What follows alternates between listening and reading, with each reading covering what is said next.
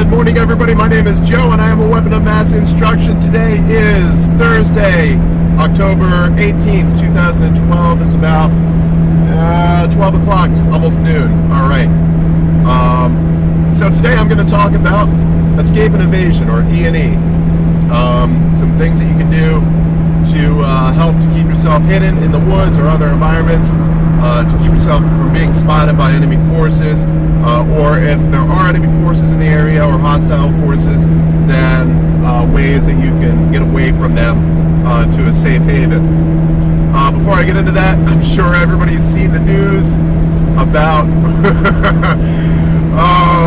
the FBI foiled a terrorist plot against the Federal Reserve building in, I believe it was New York. Wow. They're getting fucking blatant about it. So that's what everybody's been talking about. And obviously it was a false flag. Obviously it was a setup. If the guy was an actual legitimate terrorist, not actually working for the government, then they already had the intel on him, and they let it get all the way to that point to where they could publicize it instead of keeping it under wraps. But I'm pretty sure he was working for them anyway. Also, there was apparently another terrorist plot. I love how they use that word, plot. Plot, like a storyline. That was, again, foiled by the FBI. This time against a Home Depot somewhere in Pennsylvania. I can't remember the name of the town, but it was somewhere in northeastern Pennsylvania. Isn't that great? Isn't that just grand? Apparently a pipe bomb was left in the store. Like, how the fuck do people know what a pipe bomb looks like in the first place? Like, most people are so oblivious to shit. But apparently somebody in the store found it, and they locked the shit down, and blah, blah, blah, blah, blah.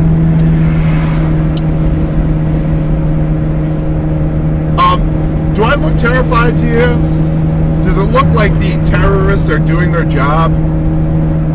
You know, the chances of you dying in a terrorist attack are less than your chances of dying by getting struck by lightning.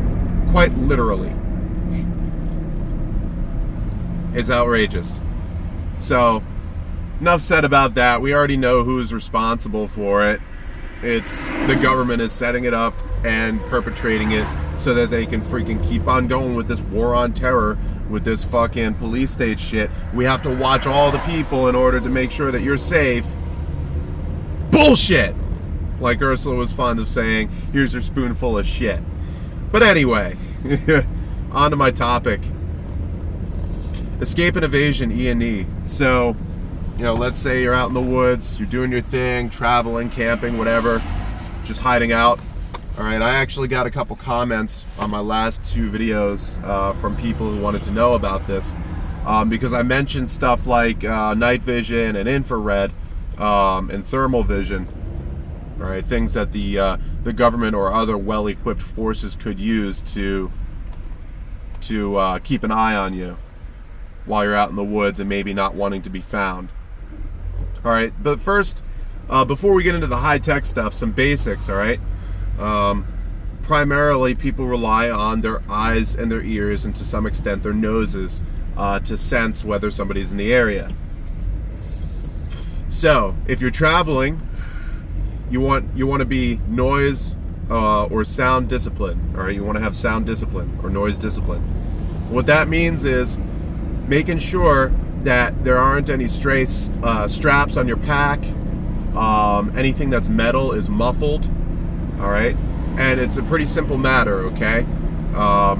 If you've got straps on your pack, once you've got it tightened down exactly where you want it to be, grab some electrical tape, and what you want to do is loop up the extra strapping or webbing or whatever you want to call it, and you're going to wrap that electrical tape nice and tight around it. You could use duct tape as well, but the electrical tape is nice because it doesn't stick as much. It holds tight if you put enough of it on there, but you can get it off pretty quick and easy if you needed to adjust your pack. Just remember to strap it back up again and keep that shit tight. All right, and that serves a number of roles. One, you make a little bit less noise while moving because those straps aren't flapping around while you walk. Two, you have less of a chance of getting your shit caught on branches or rocks or other outcroppings, things you might not normally think about while traveling. All right. Muffling metal. All right. Also, if you haven't already gotten a bug out bag, if you're still looking, I would recommend a camouflage pattern that matches very closely your area, or at the very least, a neutral color. All right. So bright orange is not the way to go. If you're hunting, yeah. If you're in a survival situation and you don't want to be found, no. All right. Black isn't the best, but it does work, especially if you have the idea that you might be moving at night. But keep in mind that shadows are very rarely black, even at night. All right. So gray would be good. All right. That Army digital camouflage is okay, as long as you get the stuff that's actually gray and not the stuff that looks blue. All right. Metal. If you have any metal equipment, e-tool, carabiners, D-rings, stuff like that. Even your magazines for your weapons, if you're carrying anything. All right. You see a lot of weapons out there are designed for mainly sporting in mind, as opposed to defense or, as an actual combat arm. And you'll see all sorts of different magazines. A lot of the time you'll find shiny magazines. A good example of this, Springfield XD. Actually, you can find the black magazines, but most of the time Springfield XD mags are nice and shiny, which is no good. You don't want shiny in the woods. So like these shades, probably not the best for being in an escape and evasion situation. You want stuff that does not reflect light so well. And that goes for any metal equipment that you have. Now, if you've got carabiners that are shiny and you have to use them because you don't have anything else, use some of that black duct tape or whatever dark color you've got available to cover it up, okay? There's also stuff out there like they have this rubber coating to put on top of metal. That'll work as well as far as muffling the sound, okay? And that's what I mean by that. You want to have anything metal covered up and not touching other metal so that it doesn't jingle or make noise while you're traveling. All right. So like if you've got magazine pouches for your rifle or a pistol, double mag pouches are okay as long as those magazines are nice and snug in there. If they're shaking around, that's no good, because even if it doesn't sound loud to you, it's going to sound loud to other people. Water sources. Whether you're traveling with a canteen or a water bottle or a camel pack, all right? Camel packs are not so great for staying quiet, because even when they're totally full, there's still some air in there, which means that water is going to slosh around. A full-blown military canteen is the best because the seal is really good, and you can fill it all the way up to the brim, almost to the point where it's overflowing, and because of that thick plastic, it's not going to make so much noise. But if you stop for a rest and you have to drink water, all right, what you want to do is basically share one canteen among everybody in your party that's not sick. All right, so if everybody in your party is fit and healthy and you got like 5 people that need to drink some water, basically what you need to do is you're going to kill that canteen on your rest stop. And the reason why is you don't want a half-full canteen while you're walking around through the woods, because that water is going to slosh around. It's going to sound. It's going to make noise. All right. Before you leave from your base of operations or your hidey hole or wherever you're at, you're going to do a sound check. Okay. So whoever's in charge of the party or the group, they're going to line everybody up who's going to be traveling, and they're going to make an inspection. Okay. Basically what it comes out to is you're going to wear everything you're going to wear while you're walking through the woods or wherever you're going to go, including any weaponry that you might be carrying, okay? So if there's militia forces and you're out and about and this is like no shit, freaking society broke down, all right, so any weapons you've got for self-defense or whatever, you're going to have that out as if you're walking with it, okay? And whoever's doing the inspecting, you're going to have each person jump up and down a couple of times, all right? And basically the objective there is to have as little noise as possible when you're jumping in place. That's a pretty good approximation of how it's going to sound when you're actually walking and moving, okay? So that's some of your basics for sound and light awareness, sound and light discipline, okay? If you're really worried about it, operating at night is a good idea, but also you don't want to use any light sources that can be seen by other people, all right? Which means flashlights, that's a no-go. Lighters, lanterns, stuff like that. If you're trying to stay hidden or unseen, you don't want that stuff to be out, all right? Camouflage. You always see in the war movies people wearing that cami paint on their faces, right? That's a good idea. Doesn't matter what color your skin is, white, black, yellow, red, who the hell cares? In the end, the skin, especially when it gets dirty and oily, tends to shine, and that's no good for light discipline, okay? So cami paint is a good idea. You can buy that at military supply websites. You can find it at Army Navy stores. If you're lucky and you live near a military base, maybe you could have your friend pick it up from the PX.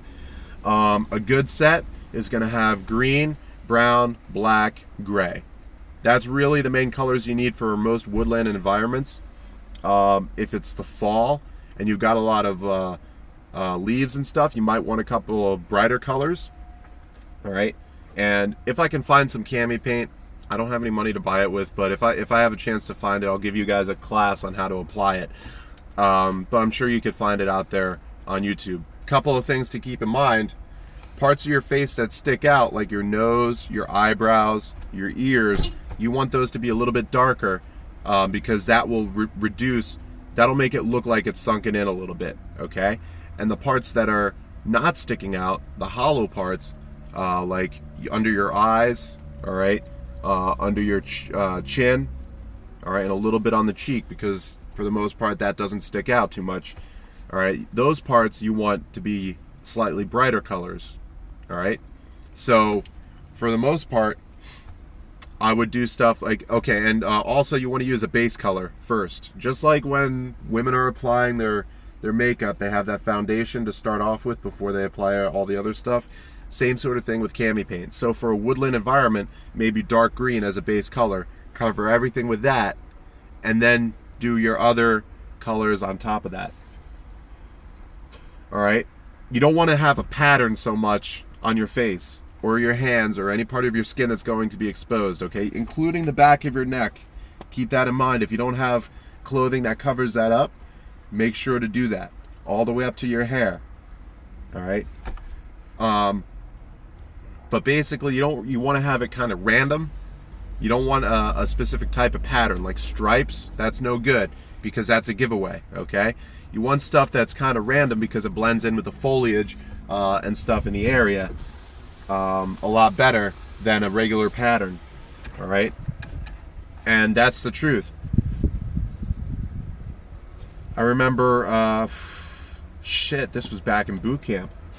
My senior drill instructor, he had his cami paint set up with the base coat. He had a little bit of black, but mostly it was brown and a little bit of gray and green as the base. And it was nothing fancy, okay? It was just dabs here and there, all right? He used some shapes, like little splotches of color, all right, brown and gray. But for the most part, the main thing that he did was he would actually take a stick and dip it in his cami paint and then scrape it onto his face and just put little random splotches of color. And so what he ended up doing was he trotted on ahead of the platoon, and he freaking hid in the bushes. And with the camouflage uniform and everything being digital, it's actually already a good start. But that cami paint completed it. He sat there, just not even under cover, but he just sat there in a bush and waited for us to come by, and not a single one of us could see him. It was ridiculous. Not a single one of us. He popped up like two-thirds of the way through after we were just about past him, and he said, "Hey, this shit works. So all of you that are doing tiger stripes and shit like that, no good. Do it over." So that was a good lesson there. Of course, you want to match it with your environment. So like I said, if it's fall colors with lots of leaves falling on the ground, brown is fine. Maybe a little bit of dark yellow, orange, red. Not too much of that, okay? If you make yourself really bright and you move into a darker area, you're going to stick out. You want to have it a little bit of the bright colors, but not so much that you're going to stick out when you're in a darker area. All right, enough about that. That's your basics. All right, defeating the sense of sight and the sense of hearing. All right, when you're on the move. Smell is another big one. Okay, believe it or not. All right, you might not notice it so much out and about in the real world, so to speak. But you don't really notice it so much if people use cologne or perfume or hairspray or bath soap or whatever, because you're basically dead into that sense. All right, the scent there. But once you get out into the woods, all right, you don't want to have that scent of cologne or perfume or anything man-made, because that basically tells anybody who might be trailing you, if their senses are keen enough, yeah, there's people up there and they don't know what they're doing. All right, so the moment you step out into the woods, you're going to stop using all that stuff. Okay, toothpaste, of course, you can't really get away from that, but there are different brands of toothpaste out there that don't leave your mouth smelling all wintry fresh so much. Okay, as far as everything else, yeah, you're going to have to wash your body sooner rather than later, but they do have odorless deodorant and antiperspirant. All right, that works. And there are natural things that you can use to clean your body, but you still don't smell like you just came out of the city. Okay, if that makes sense. As far as washing yourself goes, for the most part, it's going to come down to pretty much just rinsing yourself off and scrubbing away any dirt that you might have on you in some good, clear running water. There was something else I wanted to add there. Smoking and chewing tobacco, and to some extent chewing gum. All right, that's again a no-go when you're on the move. All right, or especially any time that you expect that somebody might be following you or tracking you in some way. That scent, the smell of cigarette or pipe smoke or whatever type of tobacco, that travels a good distance. All right, if you've ever been near somebody who smoked a cigar or a pipe, especially who is near you, they could be a good 20 feet away and you could still smell them. And it's even more so once your senses get keen through being in the woods. Okay, so somebody who might be tracking you, if they've been tracking you for a good couple of days, their sense of smell is already adapted to the woodland area, and now they can tell completely where you're coming from, especially if the wind is not in your favor. Okay, so stay away from all of that stuff whenever possible in order to keep from being smelled. If you do have to smoke, if you do have to smoke, the best thing I can say is freaking, do it when there's updrafts of wind. All right, so the air is carrying it up instead of over to where somebody might be. And don't throw out any cigarette butts or any sort of leavings that you've got. All right, don't throw that stuff out. Keep it in your pocket, keep it in a pouch until you stop off and you can bury it or whatever. All right. Of course, at night, light discipline. All right, flashlights, sources of light are no good. If you have to use any sort of light, for example, consulting a map or something of that nature, okay, and you're gonna use a normal paper map, okay. Don't use a digital smartphone map or anything like that. All right, one, you shouldn't be using a smartphone in a survival situation anyway, because if they know who you are, then they're going to be tracking your GPS. It's a no-brainer. So don't be using your phone. Use a pen and paper map. All right. If you have to consult a map at night, any flashlights that you have that are not to be used specifically for tactical reasons, like shine light on an enemy, like my Surefire, you're going to want to have a red filter on it. All right, that red filter will deaden the light to the point where, you can only see it from close by.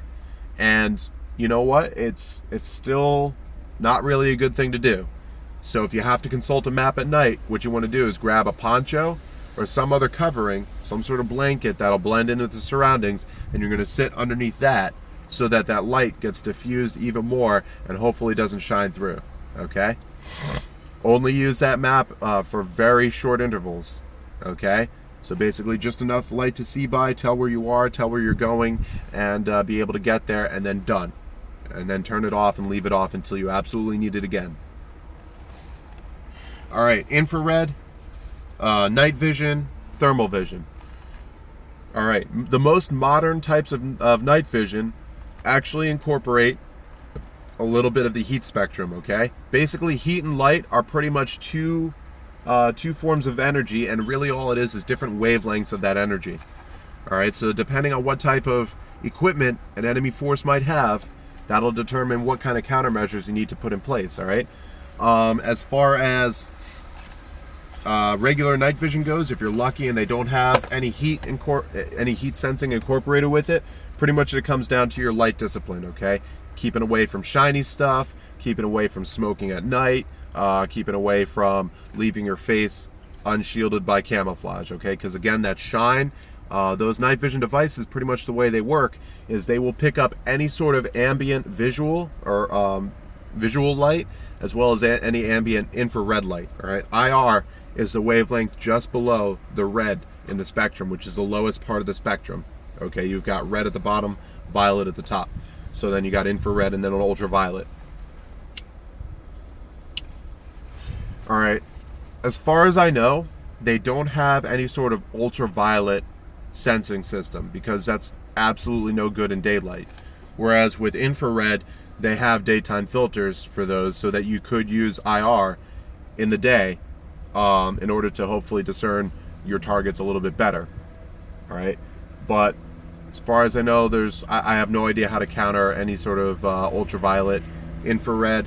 Again, as long as it's using that ambient IR or red light spectrum, and especially that. But most modern IR devices have an active, an active component. So what they're going to do is they're actually going to shine infrared light out. So you can't see it with the naked eye, but you can see it with any sort of night vision devices like goggles or night vision scopes on your rifle or whatever you have. So that's something to keep in mind. If they're using their active infrared, then you'll be able to see that as well.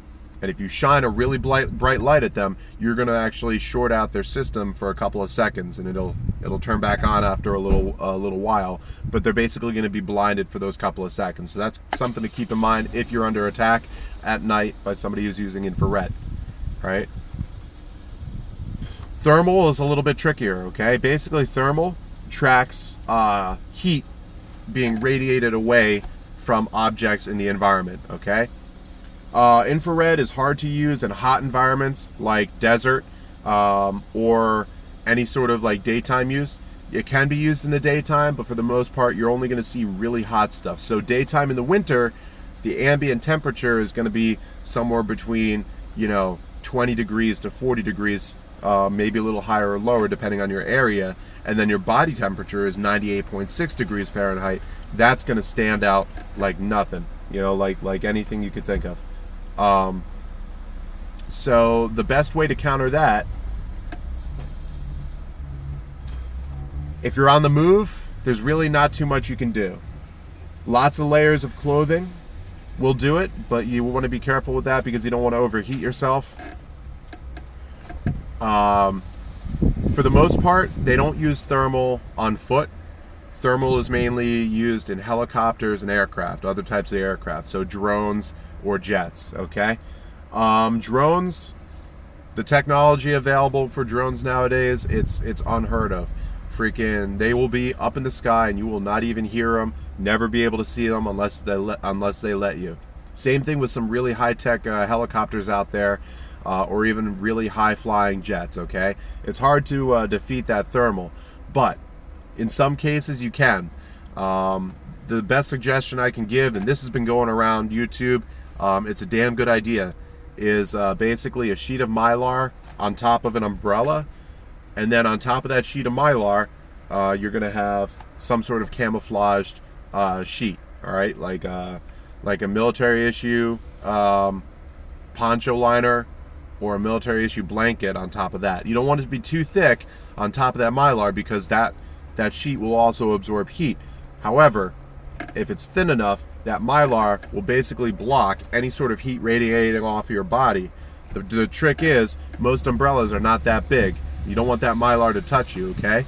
So if you really want to, you can have, say a Mylar sheet that's big enough to cover your whole body, all right?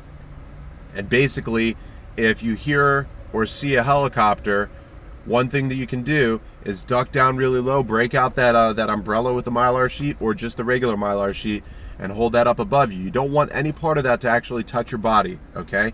Because the moment it does, your body heat will get absorbed right into it, all right? But if you're not actually touching it, the body heat radiating away from your body is not going to get absorbed into that Mylar for a while, all right? So anything using thermal vision is going to see just the ambient temperature because that Mylar was sitting around in the environment. And it's pretty easy to strap an umbrella onto your bug out bag or what have you. So that is something you can do. It's not very practical. You can't move while you're doing it, but it will keep you hidden if you're not under threat of an immediate attack and you think that they might be tracking you via helicopter or drone. All right. Those are your basics of camouflage. That's your concealment. Keep in mind also that cover and concealment are two separate things. Cover will actually protect you from any sort of attack. Concealment does not. All right, so remember that. So a bush does not count as cover unless they're shooting like paintballs at you. A bush is concealment if you use it correctly, but it's not cover. Escape and evasion. The main meat of the topic, I could go on for a good long while with it, but I'm not going to because I had spent most of that episode on your camouflage. So I'll get into the main escape and evasion on the next episode, but those are some things to think about if you're just trying to move about in the woods or any environment and stay hidden to the best of your ability. It's really hard to do that in a city environment or a built-up area. The best thing you could do is stay out in the boonies, out in the forested areas in order to stay hidden. It's harder to track there than when you're not under cover or concealment. All right, I'm gonna leave it at that. Y'all stay safe now. I'll be back later, either today or tomorrow, hopefully, with the next episode. Peace.